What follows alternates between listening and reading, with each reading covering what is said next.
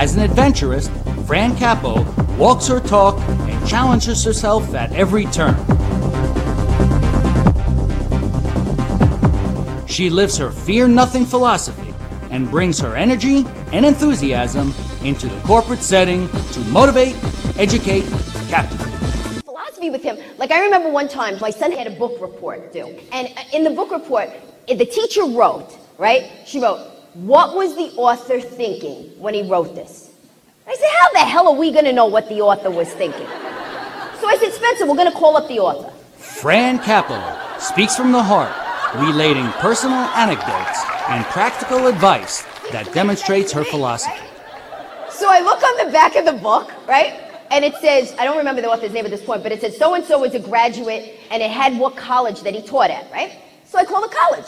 Oh, he's no longer, teaching here, blah, blah, blah. I said, listen, and then I was like, well, I don't believe in lying, but I believe that sometimes you gotta just like push it a little. So I said, all right, well, let me just think. And so then I said, well, do you know where like else he's teaching or whatever? And they say, oh, we can't divulge that information, blah, blah, blah. I'm like, forget it, they're not gonna help me. So I look in the book and it says, he happily lives in Orange, New Jersey with his wife.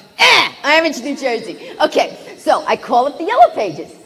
It's so-and-so, blah, blah, blah. I call him. I go, hello, my name is Fran Capo. I know this is gonna sound very strange, but your husband wrote a book, and my son has a book report due, and they want to know what he was thinking when he wrote it. And can my son interview you? Interview your husband? She goes, yes. I said, look, I'm not a stalker or anything like that. I don't want you to worry about this, I said, you could look at caller ID, check me back, call me back, whatever you got to do, because, people might get worried, And so, who knows? He may think like I'm from the past, some lover who's trying to find out if he's having a good marriage. You don't know, right?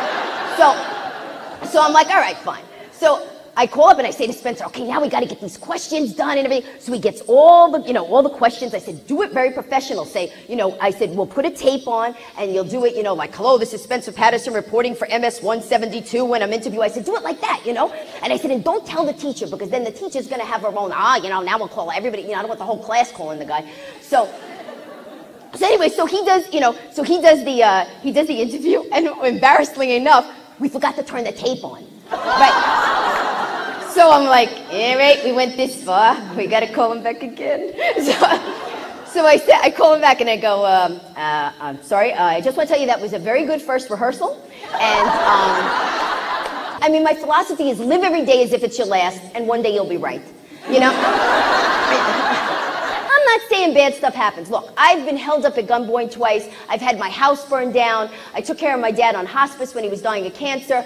I've had a lot of things happen to me, okay? So it's not like people go, oh, you got such a positive life. Yeah, I had stuff happen to me. But the thing is, remember in the Bible, they said it come to pass. Just remember this, it came to pass, it didn't come to stay.